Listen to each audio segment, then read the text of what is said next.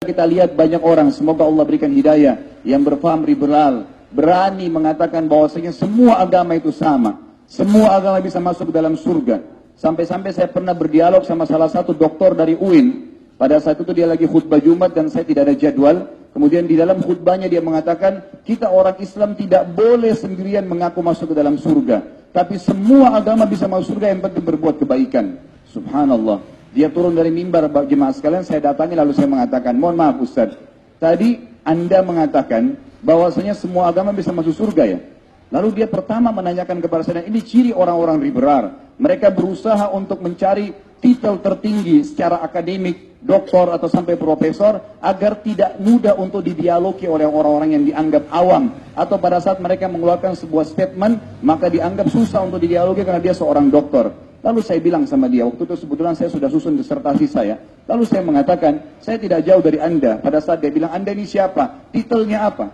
Lalu saya mengatakan, saya tidak jauh dari Anda. Tidak usah tanya titel. Saya ingin tolong berikan penjelasan kepada saya, bagaimana pendapat Anda dengan firman Allah SWT dalam surah Al-Bayyinah. Berikan penjelasan pendapat Anda sendiri. Nggak usah pendapat ulama. A'udzu billahi minasyaitonir rajim. Innal ladzina kafaru min ahlil kitab wal musyrikina fi nari jahannam khalidina fiha. Allah berfirman, sesungguhnya telah kafir ahli kitab, Yahudi dan Nasrani, serta orang-orang musyrik. Dan kalau mereka meninggal dalam keyakinan tersebut, mereka pasti masuk ke dalam api neraka dalam keadaan kekal. Maka seorang muslim wajib baginya meyakini kekafiran siapa yang telah Allah kafirkan. Kalau kita yakin agama lain juga sama bisa masuk surga, ayo jemaah sekalian kita keluar dari masjid ini murtad aja masuk agama Kristen semuanya. Oh, agama Kristen enak, nyanyi seminggu sekali masuk surga, ngapain jadi seorang muslim? Harus menjaga ini tidak boleh, sholat 5 waktu susah, harus Jumat, perempuan harus tutup aurat. Kenapa harus mengambil agama Islam kalau semua bisa masuk surga?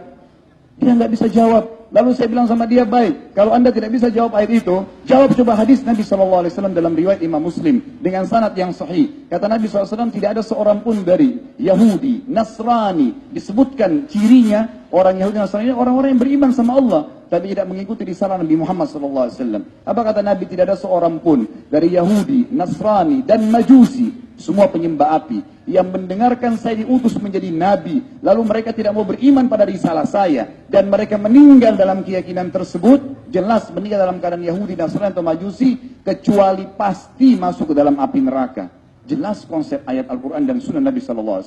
Seorang muslim tidak boleh ragu dengan kekafiran orang yang telah Allah kafirkan, dan tidak boleh ragu tentang kebenaran agama yang dianut. Lalu kemudian dia tidak bisa berbicara. Seorang doktor yang memang sudah sering jadi dosen seharian di UIN, mengajarkan umat Islam, anak-anak kita tentang Islam. Mereka mengatakan semua agama bisa, sama semuanya masuk surga. Lalu dia bilang sama saya karena tidak bisa jawab, dia bilang begini, akhi, bagaimana perasaan mereka kalau seandainya kita bilang seperti itu? Lalu saya ketuk waktu itu, lantai yang sedang saya duduk, saya mengatakan, wahai saudaraku, ini bukan masalah perasaan, ini masalah akidah, keyakinan seorang muslim, benar atau salah, malam atau siang, laki-laki atau perempuan, sunnatullah tidak bisa digabung. Kalau laki-laki mau coba menyemburuai perempuan jadi banci, tidak bisa. Dalam agama, sistem Allah ciptakan jelas, pagi atau siang, perempuan atau laki-laki, benar atau salah, nggak ada digabungin, nggak bisa digabungin benar sama salah. Oh mungkin bisa abu-abu tengah-tengahnya, tidak bisa. Benar atau salah, selesai, gitu kan? Jadi kita jelas, lapar atau kenyang, nggak mungkin digabung keduanya. Itu sudah sunnatullah. Maka akhirnya pun dia tidak bisa menjawab dan dia